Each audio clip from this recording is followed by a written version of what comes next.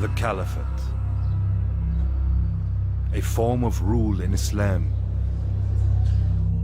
that lasted for almost 13 centuries. From the death of the Prophet Muhammad to the overthrow of the last Ottoman Caliph in 1924. The Arabic term for Caliph is Khalifa, which actually in essence simply means a successor or a deputy. The ruler of the Islamic world would call himself Khalifat Rasulillah, the successor of God's messenger. Through the centuries, the title of Caliph is a term that has been used and at times abused. In June 2014, a militant group calling itself the Islamic State in Iraq and the Levant, or ISIL, declared the establishment of a caliphate, a call rejected by most Muslims around the world.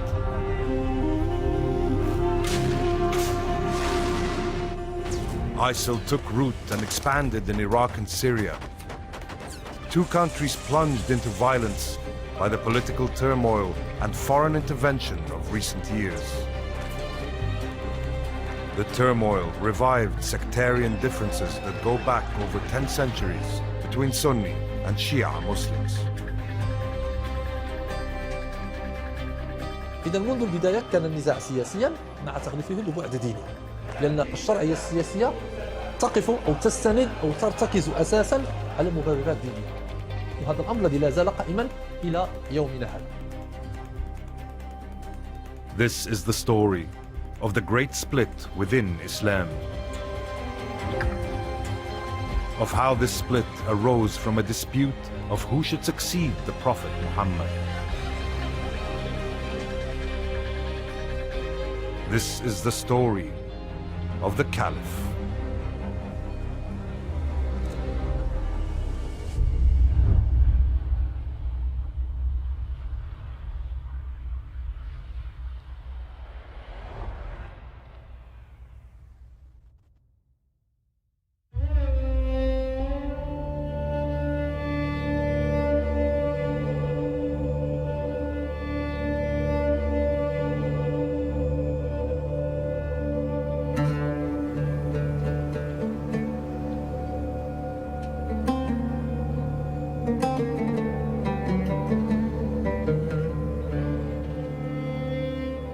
The Bay'a Mosque, outside Mecca in Saudi Arabia.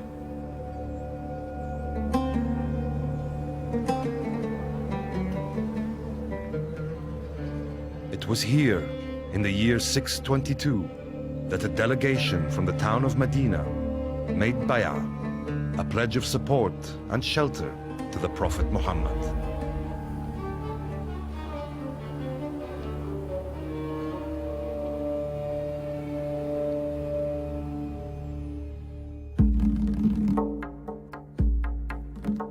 Shortly after, he left Mecca, emigrating to Medina with a group of followers.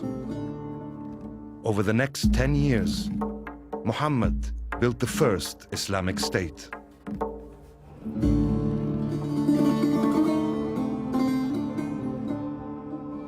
But in June 632, the Prophet died in his capital Medina, leaving the young state without a leader. There's a tradition that says that the Muslims on that day were like sheep on a rainy night. They were frightened and huddling together. And it's not clear whether or not the Prophet had made any plans for his succession. Within hours of the Prophet's death, senior figures in the Muslim community came together to choose a successor to the Prophet, a Caliph.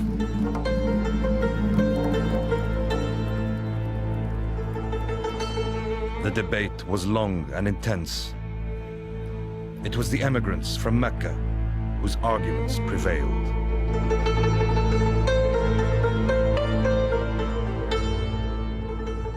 Abu Bakr as-Siddiq was chosen to be the first caliph in Islam. المهاجرون طرحوا عدة مسوغات لتوليهم الأمر بعد الرسول، فيها مسوغات دينية وفيها مسوغات قبلية، لأنهم ادعوا أيضا أنهم أهل الرسول وهم أولى من غيرهم على اعتبار أن هذه الرسالة تركة.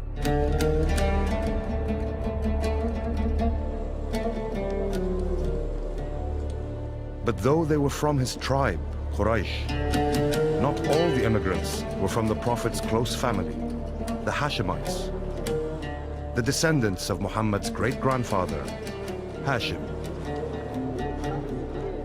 At that time in Arab society, the family was understood as a much larger unit. Collateral lines, uncles, brothers, cousins, and so on were all considered to be part of the clan. Senior among the Hashemites was Ali, Muhammad's cousin, husband of his one surviving daughter, Fatima, and father of the Prophet's only living grandsons, Al-Hassan and Al-Hussein.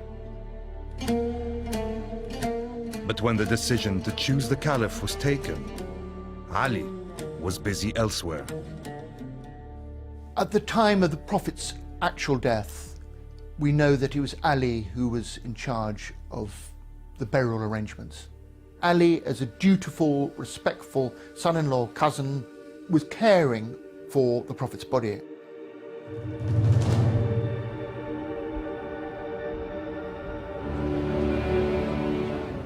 The next day, in the Medina Mosque, Abu Bakr was given bay'ah, the oath of allegiance, by the majority of the Muslim community. Ali, however, was not one of them. What happened that day would sow the seeds of a political divide that would gradually evolve into a deep religious schism. The division of Islam into Sunni and Shia.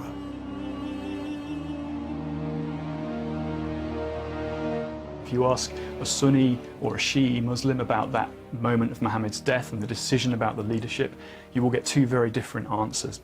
The Sunnis suggest that he hadn't actually made any clear plans for his succession on his death. The Shia would say that he had, and that he was to be succeeded by his first cousin and son-in-law, Ali. 3 months before his death, the Prophet Muhammad made a famous speech here in Ghadir Khum, an ancient resting place on the route from Mecca to Medina. A speech that has been interpreted ever since in two very different ways. O people, of whomsoever I've been master, Ali here is to be his master. O Allah, be a supporter of whoever supports him, and an enemy of whoever opposes him, and divert the truth to Ali. There's this moment where if you're Sunni, you believe the Prophet gave Ali the leadership of his family. If you're Shia, you believe he gave the leadership of the family, but also the whole community.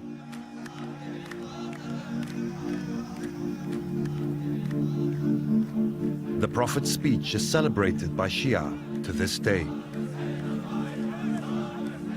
Each year, a feast is held on the anniversary to commemorate what Shia see as Muhammad appointing Ali to be his successor.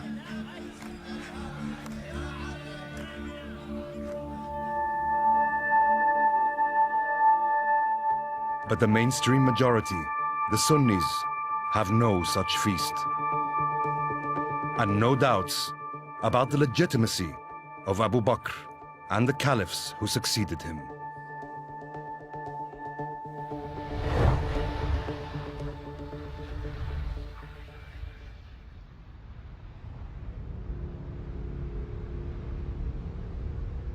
Shortly after becoming caliph, Abu Bakr faced his first major challenge, a tribal revolt against the Islamic State. In this moment of peril, Ali chose unity over division and gave the oath of allegiance to the Caliph. الإمام علي عليه السلام بعد اعتكاف لمدة معينة سجل موقفا احتجاجيا أبدى رأيه في المسألة، ثم ترجيحا لمصلحة المسلمين وضع يده في يد سائر الصحابة ووقف في وجه حركة الردة، فكانت مصلحة الإسلام عنده أولى من كل اعتبار. Abu Bakr's rule lasted just 2 years. As he lay dying, he nominated Omar as his successor.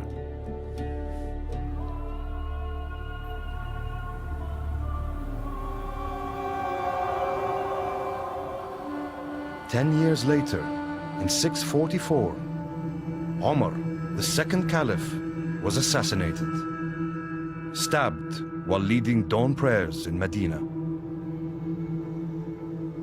On his deathbed, he dictated how his successor should be chosen.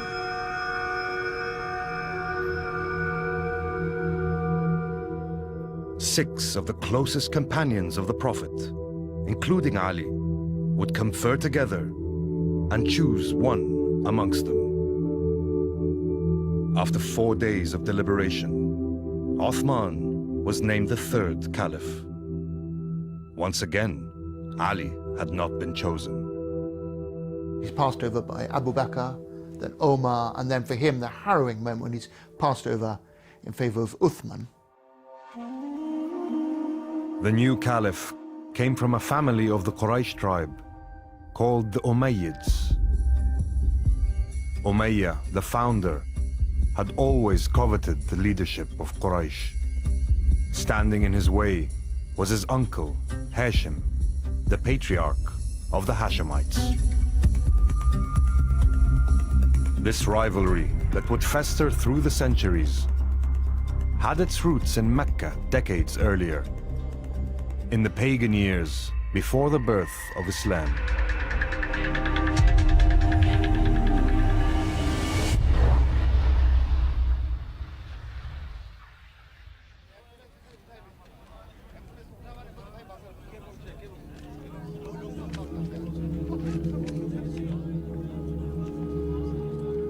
In the year 610, in this cave outside Mecca, Muhammad received the first revelation, verses of the Quran, which set him on the path of prophecy. The emergence of a prophet among the Hashemites antagonized the Umayyads and their leader, Abu Sufyan. كان يقول أبو سفيان سابقونا بالنسب نافرناهم بالنسب بالمال نافرناه. الآن عندما ظهرت دعوة محمد صلى الله عليه وسلم قال يدعون النبوة، فمن أين لنا هذه؟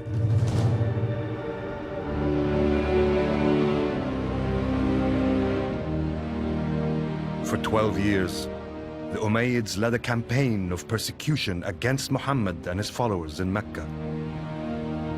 Persecution which culminated in their emigration to Medina in 622.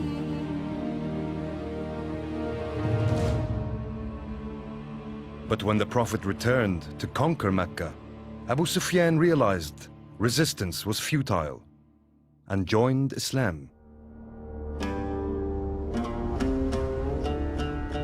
By 644, the rising Islamic State had expanded into a vast empire, and the Caliphate had come into the hands of an Umayyad, Uthman. Uthman was a genius, but he employed far too many of his young cousins. The Umayyads were the aristocrat of Mecca, and they'd been great leaders of the pagan resistance. And so promoting these characters who were his lovely cousins was also, a bad political decision.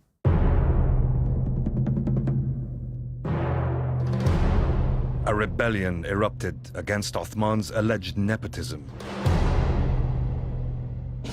In 656, and after 12 years as Caliph, he was killed in his house in Medina.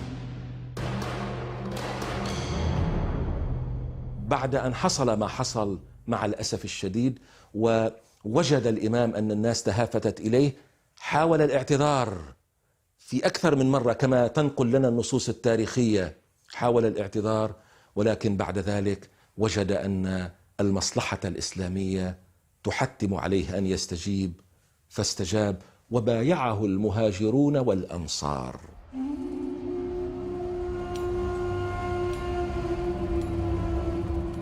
Almost a quarter of a century after the death of the Prophet, a Hashemite, Ali, finally became the fourth Caliph. هو باشر في خلع الولاة وعزل الولاة الذين عينوا من قبل عثمان بن عفان، لذلك بعضهم أطاع وقبل العزل وبعضهم رفض، مثل معاوية بن أبي سفيان والي الشام. Many of Uthman's relatives were hostile to Ali's leadership, and Muawiyah demanded that Ali hand over the killers.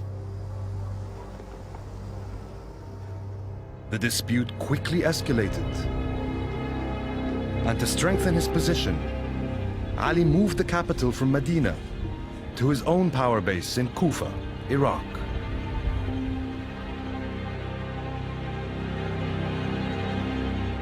The Islamic State was now divided in two: the east under a Hashemite Caliph, and the west under an Umayyad governor. نشأ ما يسمى داخل المسلمين شيعة علي وشيعة معاوية، وهنا لنلاحظ أن كلمة شيعة لم تكن تعني في ذلك الوقت مذهبا محددا، وإنما كانت تدل على حزب فلان وحزب فلان.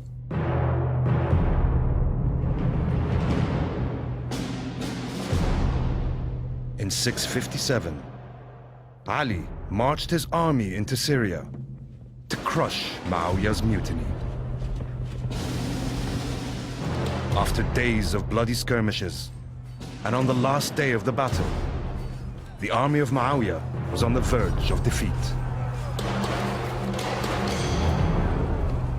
الإمام علي عندما وصل إلى خيمة معاوية، ومعاوية وضع فرية وخدعة ووضع الرماح على القرائين، أي يفصل بين القرآن، لذلك الإمام علي أوقف القتال.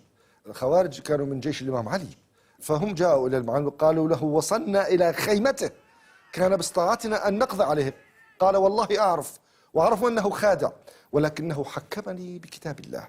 ولذلك الخوارج اعتبروا أنه الإمام علي لا يصلح للقيادة، لأنه خضع لمنطق لا يتفق مع منطق القتال، لأن قالوا: لماذا إذن نقاتلهم؟ These dissidents from Ali's army, the Khawarij, fixed on a ruthless way to bring an end to the struggle.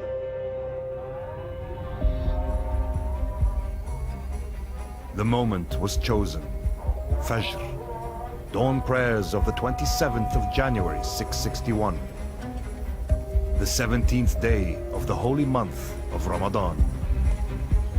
3 assassins made their way to 3 different places: Kufa for Ali, Damascus for Muawiyah, and Fustat in Egypt for Amr, Muawiyah's ally.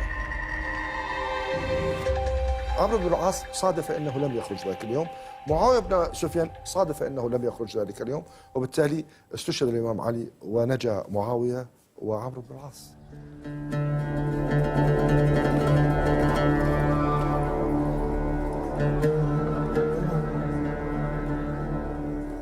Najaf in Iraq,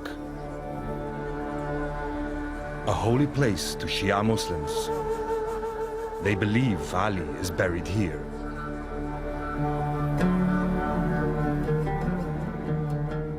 For them, he is more than a caliph.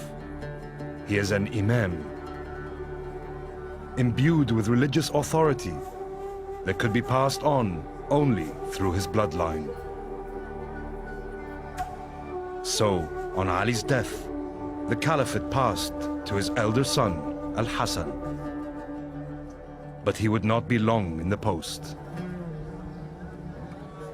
كان الحسن ذو فطنة وذكاء أنه لا يمكن الركون إلى أهل العراق.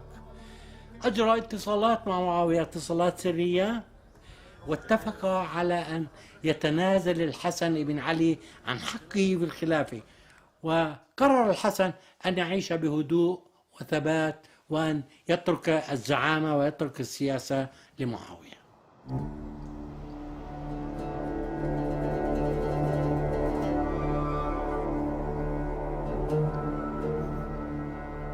Damascus, 13 centuries ago, the Umayyad capital.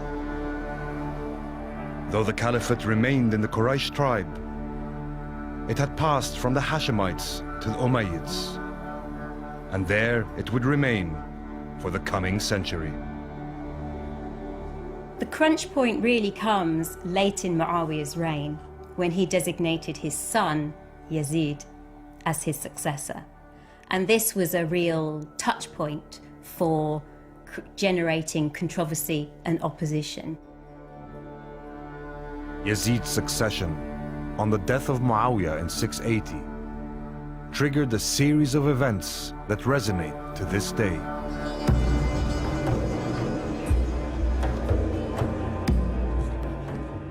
In a defiant show of opposition, Al-Hussein, younger son of Ali, refused to pledge allegiance to Yazid and set off towards Mecca on pilgrimage.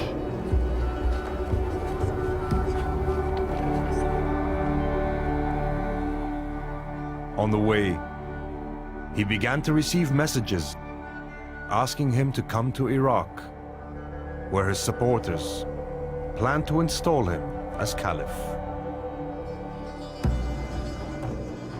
He gathered together his family and decided to move to Kufa, his father's former capital. Unfortunately for Hussein, his plan got to the Umayyad governor of Iraq, and he was able to block his route to the city of Kufa. And so Hussein was trapped without substantial military support at a place called Karbala.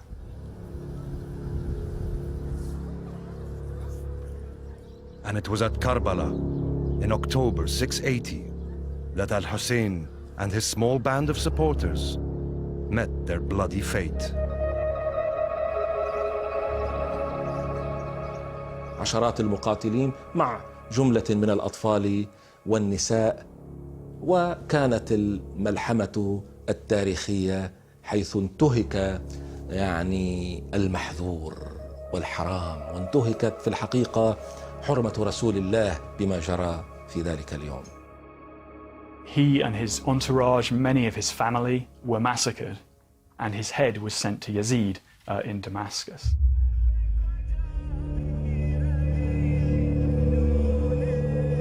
Each year, on the anniversary of the Battle of Karbala, Shia around the world mark the event in public displays of penitence, extending sometimes even to ritual self-punishment, to atone for their forebears' failure to support Al-Hussein.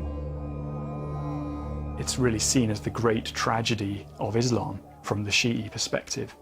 This is the great disaster, is that the Prophet's family didn't get to take the caliphate and to lead the Muslims.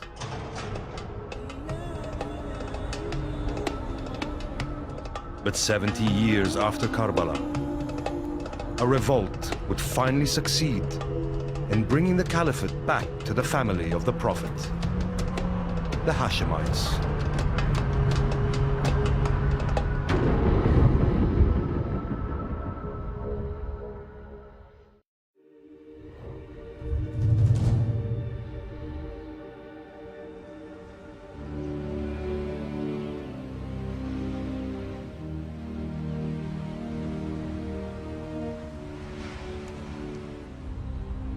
Al-Humayma, southern Jordan.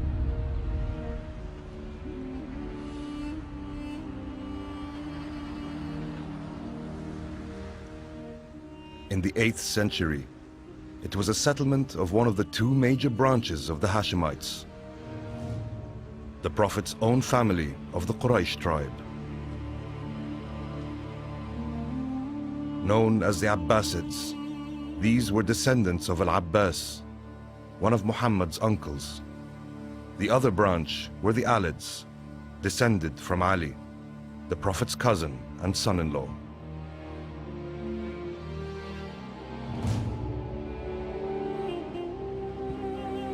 In 716, Abdullah, one of the Alids, arrived in Al-Humayma with a strange story.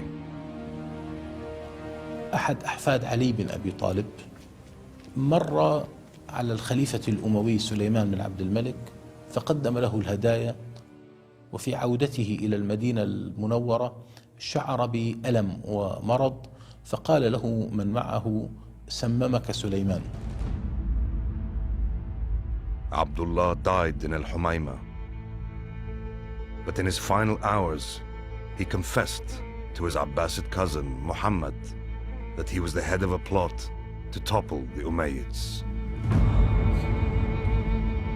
أعطاه أسماء الدعاة والتنظيم الحزبي الذي يعمل له، وهكذا انتقلت قيادة التنظيم من الهاشميين الذين ينتسبون لعلي بن أبي طالب إلى العباسيين. هم لم يعلنوا بأننا نريد الخلافة لنا، وإنما للرضا من آل محمد. كان شعارهم في البداية للرضا من آل محمد. Over the next 30 years, this message persuaded many Alid Shias to join the Abbasid cause. In 746, this secret movement turned into full-blown revolution in the eastern part of the Islamic Empire, in what is today the Shia state of Iran. It's very, very hard to say whether the Abbasids used the Alids. They certainly wanted to accrue as wide a support base as they possibly could. And they certainly wanted those who supported an Alid Caliph to join their movement. Within 3 years, the Abbasids had captured Kufa, the caliphal capital of Ali.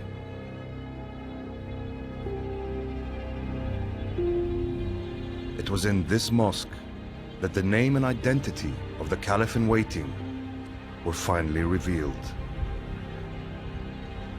They proclaimed a man as Caliph called Abu al-Abbas as-Safah, and he was a descendant of one of the Prophet Muhammad's uncles, and he based his claim to the caliphate on that kinship with the Prophet Muhammad. In 750, the Abbasids entered Damascus, capital of the mighty Umayyad state, the largest empire yet known. But in the years to come, they would struggle to maintain the unity of the vast state they now controlled.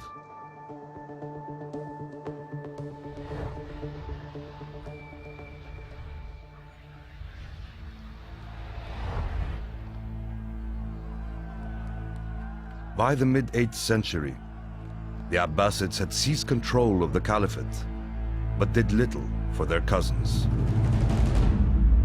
A sense of betrayal took hold and fermented among the Alids.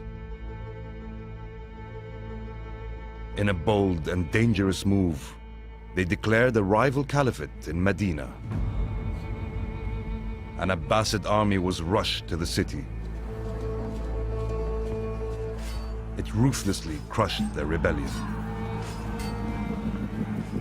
عندما استتبت الأمور للعباسيين لوعد أن الظلمات التي أصابت أهل البيت قد لا تكون أقل من الظلمات التي أصابت الشيعة في العهد الأموي نفسه.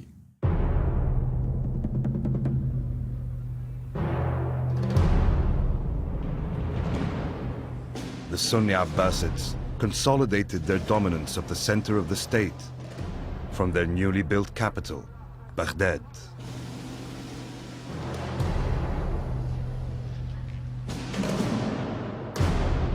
But they had failed to exert the same control over the provinces of the far west.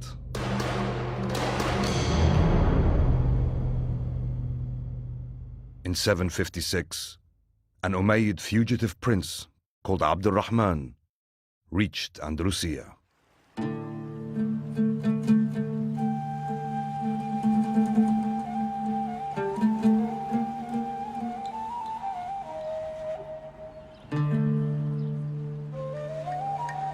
Only 6 years after the collapse of his grandfather's caliphate, he succeeded in reviving the Umayyad dynasty with Cordoba as his capital. عندما خرج الأمويون أو عاد الأمويون أو استنجد الأمويون بالأندلس بعد سقوط خلافتهم في دمشق، كان طبيعي جدا أن يعودوا إلى الأصل، أي أن ما وقع هو اغتصاب للخلافة، وأن العباسيين هم مغتصبو الخلافة، ونحن سنصحح هذا الوضع هذه المرة انطلاقا من أقصى نقطة في العالم الإسلامي، في الغرب الإسلامي وبالضبط في الأندلس.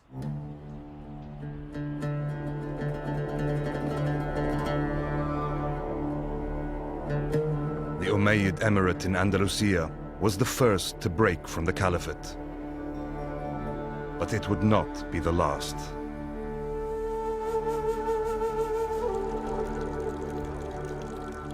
Soon, another state at the western edge of the Muslim world, in the Maghreb, would break away from the Abbasids.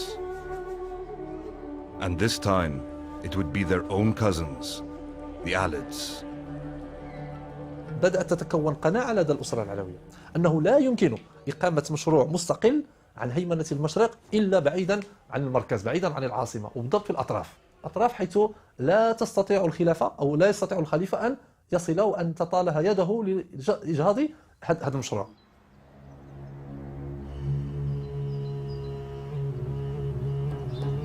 In 788, Idris, an Alid fugitive, arrived here in the Moroccan city of Moulay Idris Zerhoun, a city that now carries his name. Recognizing him as a descendant of the Prophet, local Berber tribes were quick to offer him their oath of allegiance as ruler of the region. And so was born the Idrisid Emirate, the first independent Alid state. إدريس حمل مشروع دولة يمكن أن تضاهي أو توازي أو تنافس سلطة المشرق، سلطة الخلافة في المشرق. وهذا هو ما يفسر كيف أن الخلافة العباسية شعرت بقلق شديد عندما علمت بأمر بروز دولة علوية في أقصى نقطة من العالم الإسلامي آنذاك اللي هي بلاد المغرب. But with the new and expanding state, just 3 years old, Idris died.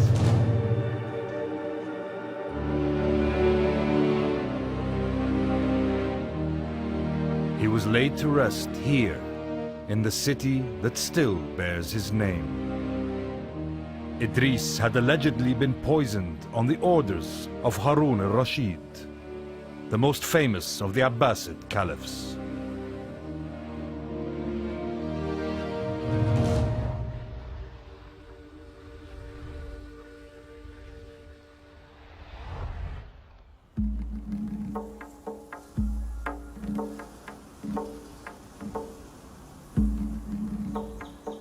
The statue of Shahrayar and Shahrazad in Baghdad. The two main characters of 1001 Nights. Legendary stories inspired by the opulence of Harun al-Rashid's court. The golden age of the Abbasid Caliphate. بغداد أصبحت مدينة الدنيا، لأنه هذه المدينة لا يأتيها الفلاح ولا يأتيها العامل فقط، فبغداد تجمع بها كل علماء العالم وكل مثقفي العالم وكل أدباء العالم وكل نقاشي العالم وكل مهندسي العالم وكل أطباء العالم، ولذلك صارت مدينة للعلماء.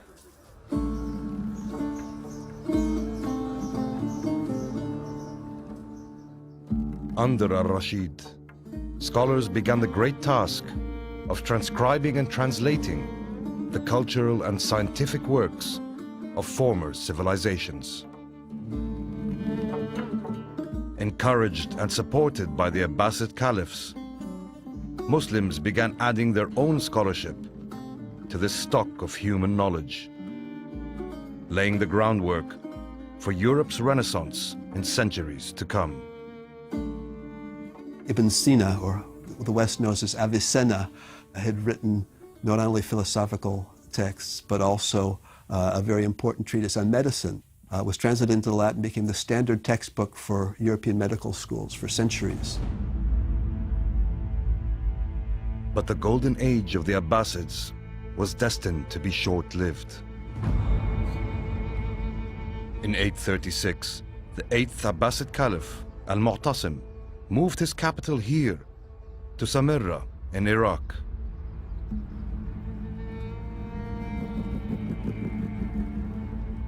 It was also to be a military base for the Caliph's new army. An army of Turkic mercenaries, toughened by life on the steppes of Central Asia. An army that would soon erode the power of the Caliphs. بدأ العنصر العربي يبتعد شيئا فشيئا عن مصائر الأمور في الدولة العباسية، حيث أكثر المعتصم من الأتراك وأصبح هم أصحاب النفوذ الحقيقي. In 847, here in Samarra, Turkic army commanders installed Al-Mutawakkil as the 10th Abbasid Caliph.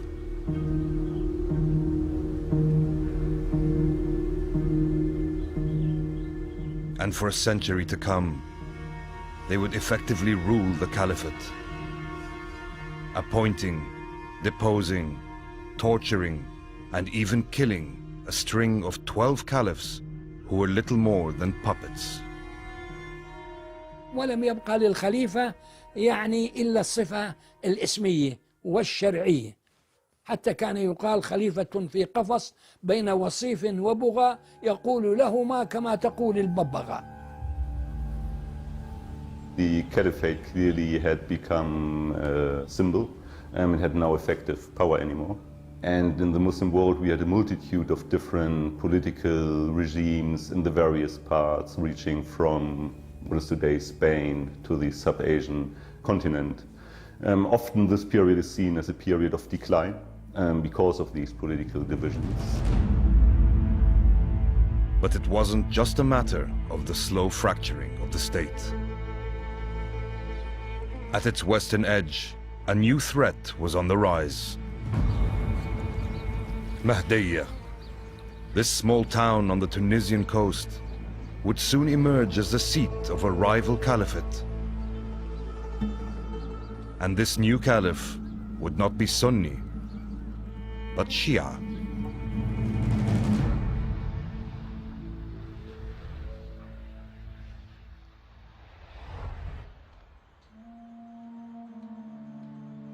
Iran, heartland of Shia Islam in the modern world. Today, Shia make up around 15% of the global Muslim population of more than 1.5 billion. In their belief, it is the title of Imam and not Caliph that confers the right to rule. The vast majority of Shia in the world are known as Twelvers. They follow a hereditary line of 12 Imams descended from Ali, the Prophet's cousin, and his wife, Fatima, the Prophet's daughter. A line ending with the last Imam, Al-Mahdi. The Twelver Shia belief holds that Al-Mahdi disappeared in Samarra in 874. He will re-emerge at the end of the world as the ultimate savior of mankind. يعني لو سألتني عن الخلافة أو الإمامة كما يؤمن بها الشيعة وهل هي وراثية أم ليست وراثية، لقلت لك نعم هي وراثية. سلالة الرسول من ابنته فاطمة هم الأئمة من بعده. وبالتالي فإن هذه الخلافة تعتبر وصية دينية وليست وراثية. But this holy commandment was no protection against a deep divide in Shia belief. Al-Kazimiyya Mosque, Baghdad. The shrine of the man who marks the division of Shi'ism into two strands. It is the tomb of the seventh of the 12 Imams, Musa al-Kazim, who died here in the year 799.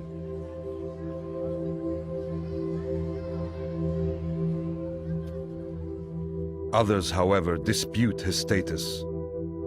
They consider the real seventh Imam to be his brother, Ismail. They came to be known as Ismaili Shia. The 12 Shiites were traditionally not interested or did not strive to take political power because they believed that they were waiting for the return of the Mahdi, so that at that point the righteous regime would be installed and anything in between would basically be a heresy to rule in these lands. But for the Ismaili Shia, there was to be no waiting for the return of the Mahdi. By the late 9th century, their preaching had taken root among the Berber tribes in North Africa. A new movement was on the rise, with its roots firmly in the Shia tradition. لم يقع الإعلان من أول على أنها هي حركة تريد إقامة خلافة، لا، كان أهم شعار هو العدل بين كل المسلمين، النصر للمستضعفين. يعني كانت في الأساس حركة ذات وجه اجتماعي، وبالطبع العنصر الهام هو الحكم لآل البيت لنشر العدل.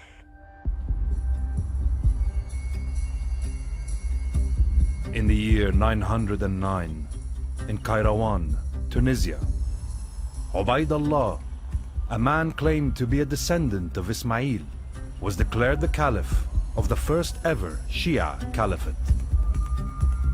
It would be known as the Fatimid, after Fatima, daughter of the Prophet Muhammad, an ancestor of all the Imams.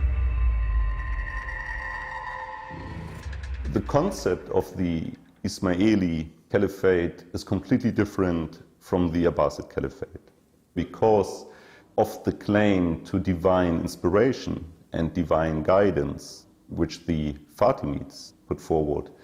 They certainly developed an institution which was theoretically completely different from the Abbasid. The Fatimids now began to expand their state westwards into the Maghrib. But this would lead to a clash with another major Muslim power. And soon, the Islamic world would find itself in a surreal position.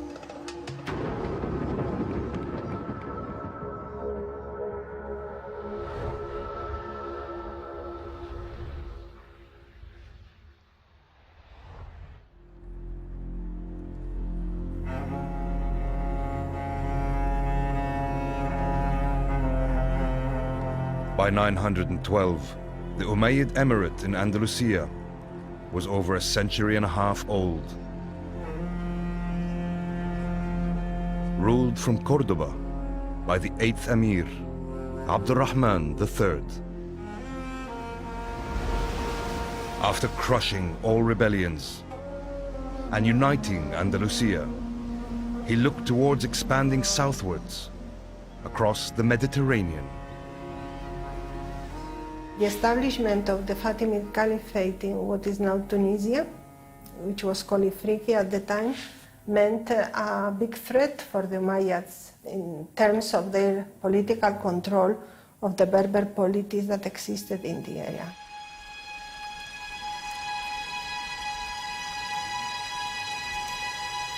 To strengthen his position, in 929, Abd al-Rahman declared the Andalusian Emirate an independent Umayyad Caliphate.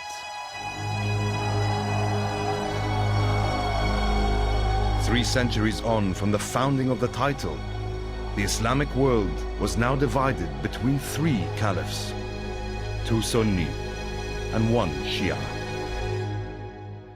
The ultimate result of that really was a decline in the value put on the notion of the caliphate itself. So it leads to huge rifts, politically speaking, within the community, as well as the religious differences that these different caliphates signal.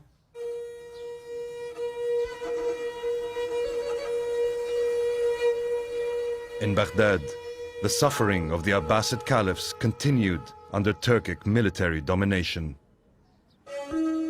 But by the mid-10th century, a new force had emerged. The Buyids, a Persian dynasty, put an end to Turkic control of the caliphate.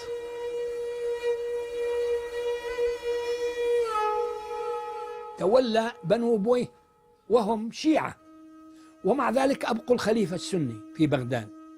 ليش؟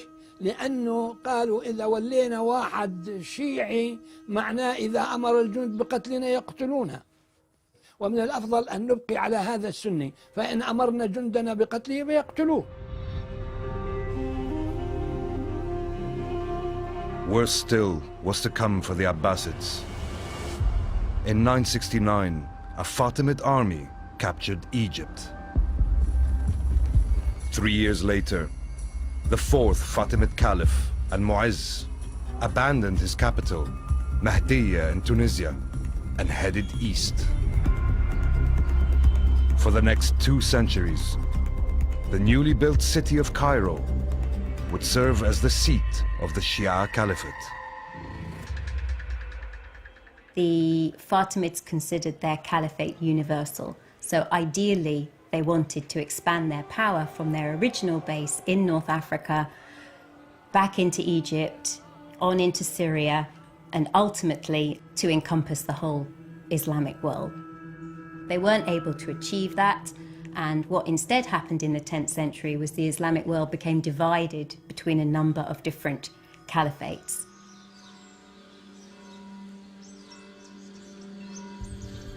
Meanwhile, in the west, a storm was gathering. Christians, uniting under the banner of the cross, were looking eastward to conquer the Holy Lands.